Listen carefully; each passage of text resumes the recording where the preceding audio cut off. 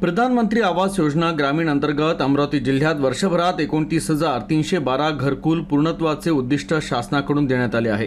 त्यामुळे अमरावती जिल्ह्यात या मोहिमेला वेग आला असून ग्रामविकास आणि पंचायत राज विभागाचे प्रधान सचिव यांच्या सूचनेनंतर एका दिवसात तब्बल 710 घरकुलं पूर्ण करण्यात आली, तर उर्वरित 29,132 घरकुलं त्वरित पूर्ण करण्याच्या सूचना देखील प्रशासनातर्फे करण्यात आल्या आहे। अमरावती जिल्ह्यात 29,312 घरकुलांचं उद्दिष्ट देण्यात आलं आहे, तर 8 जुलैपर्यंत अमरावती जिल्ह्यात 3,604 घरकुलं पूर्ण झाली होती।